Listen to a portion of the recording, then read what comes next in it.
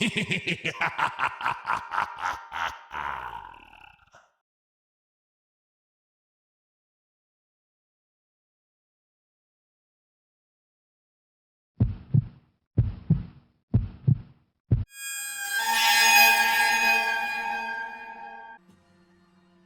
mom was a 911 dispatcher in the early 90s, when I was 5 years old in Washington State. When I got older, I remember asking her about some of the calls that she would still recall. One in particular is pretty bad. She was working one year on Halloween night at around 10 or 11. She had a call come in that a couple of guys were driving around town with a dummy or something dragging behind their truck. The dummy was falling apart, and pieces of clothing and plastic were being torn off and scattered around the city. Being Halloween, it seemed like a prank, but she had a patrol car try to find and stop the truck. As time goes by, more and more people started to call in about it, and eventually the patrol car caught up with the truck, and it turns out that it was a person. The guys had gone to the store earlier, and when they left, they had backed their truck into an elderly man, whose clothes got caught in the rear bumper or whatnot.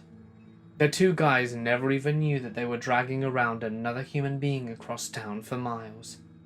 The elderly man had passed away, and those pieces of clothing scattered around town were his clothing, flesh, and body parts.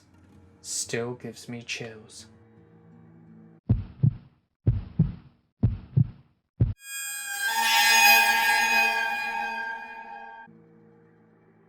The most disturbing one for me was when I had a call from an elderly woman who had a stroke. She had attempted to call 911 before, but had dropped her phone and it had shattered. So she spent 2 hours crawling to the bedroom to reach her landline to call 911 again. I answered the phone and basically kept her calm and reassured her while getting the ambulance and officers on the way. Her door was locked, so I had to send an officer to her husband's place of employment to get him started to the house and unlock it for the emergency services.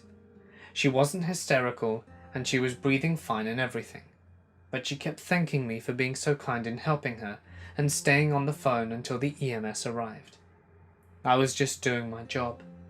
I didn't think I was doing anything special, but I cried after that phone call, because I would want any other 911 dispatcher to do the same if it were my grandmother who were calling.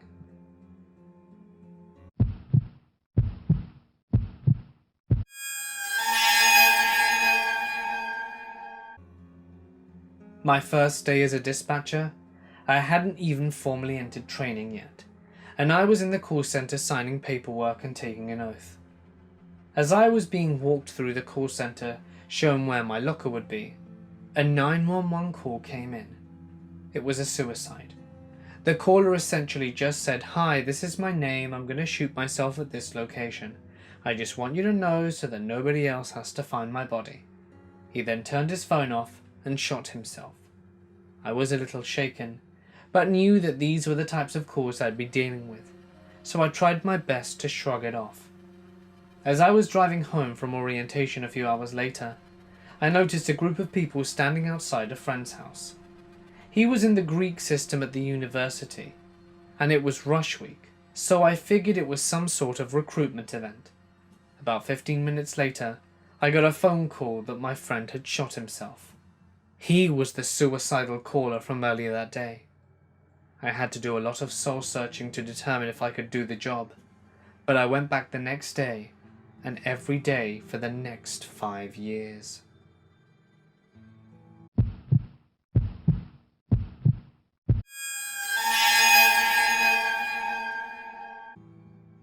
I don't work there anymore, but I worked nights in operator services for 10 months at British Telecom.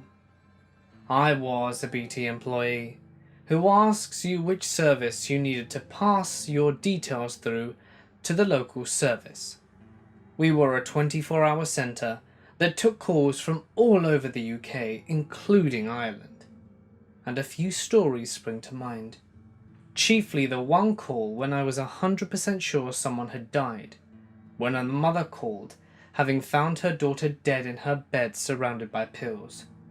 The rule says you have to remain on the line in case of extreme distress, or in the case very young or old callers dial. In case of the caller is unable to articulate and the other operator needs help and details from our system.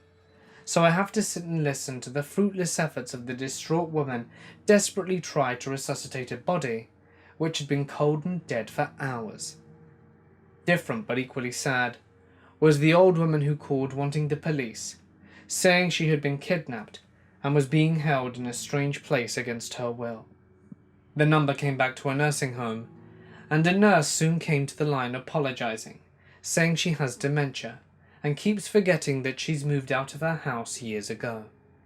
I still had to call the police on her behalf just in case though, since if the caller actually asks for the police, you are legally obligated to connect them or pass whatever details you have onto the police anyway. Finally, and probably worst, it was an awful Christmas Eve, where either there was some catastrophic technical fault or they badly messed up the staffing levels that year in that part of London. But calls were going totally unanswered by the emergency services in that part of the city. The longest I had someone wait was 45 minutes to get the ambulance dispatched. Standard procedure was to cycle through 3 different numbers for that service and neighbouring ones who could respond to them. I informed the supervisor who calls an escalation line and get the numbers answered, and I shudder to think how many people suffered because of lack of emergency access on that night.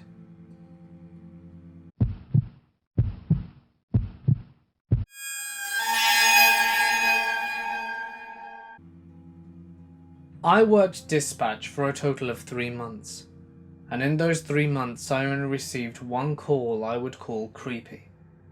It was the voice of a little boy, and I was trying to be calm, because it felt like he was having a hard time breathing. I asked him if he was in danger, and he said no, not anymore. I asked him why he had called, and he said, well, the man in the attic finally killed my mum. I asked him if he could still see his mum, and he said, no, the man took her to the moon. I asked him if he was alone in the house, to which he replied, no, I still have the man's dog here. I asked him what the doggie's name was, in hopes I could keep the boy calm. The boy replied, his name is Shaitan. I asked him to say it again, thinking he said Satan, but he clearly replied, Shaitan. By the end of the call, the police showed up, and I still don't know whatever happened with the boy and his mother. But years later, I was researching the jinn, and according to ancient texts, evil spirits like jinn are able to manifest themselves as dogs or other animals, and guess what the jinn were known as? Shaitan. I still have a hard time sleeping at night, thinking about that call.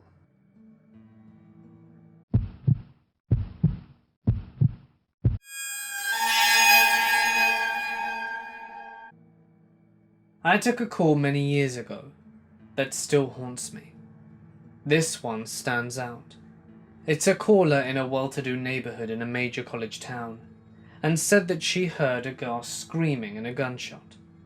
Shortly thereafter, it was discovered that the university class president was kidnapped and murdered in that residential area very close to the caller's house. An older man's voice on the line simply stated his address, and that he would be out back by his truck, so there wouldn't be a mess. He set his phone down, and I could hear his footsteps walking away. Law enforcement found his body exactly where he said he'd be. He shot himself in the head. Rural community with pretty limited resources. There's a domestic violence call from a teenage girl whose mentally disturbed mother was chasing her around the house with a knife.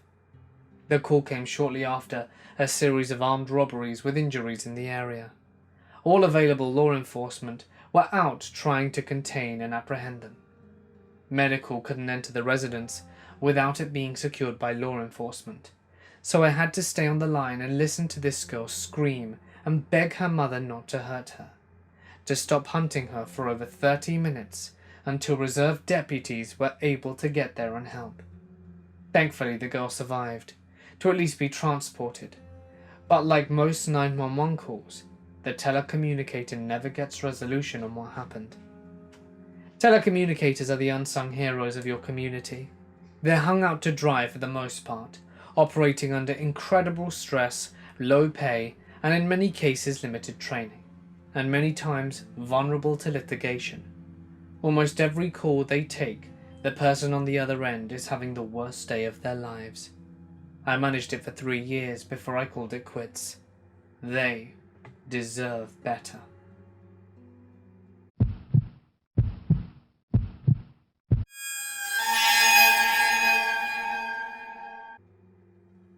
I once took a call from a kidnapping victim who jumped out of a moving car in an office car park. She had no idea where she was, and I couldn't get a valid location on her cell phone. This was in 2004. Only the nearest call center tower. I would ask a caller in her situation to start looking in mailboxes for mail with an address on the envelope, but this was an office park with mail slots that she couldn't access. She was literally running for her life while I was on the phone with her, hiding behind dumpsters and bushes while the kidnappers patrolled the office park. The terror in her voice was gut-wrenching. She had already been beaten, and she was afraid that if they found her, they would kill her. After about 5 minutes of this terrifying call, she was finally able to find a business sign on one of the windows in the complex. I frantically searched for the business address, and the radio dispatcher aired the location, to which at least a dozen officers responded. They found the suspect vehicle pretty quickly, and a short foot chase ensued. Canine officers ended that in no time. The first officer to reach the caller ordered a victim advocate because of the condition she was in. I had to take a few minutes off after that call.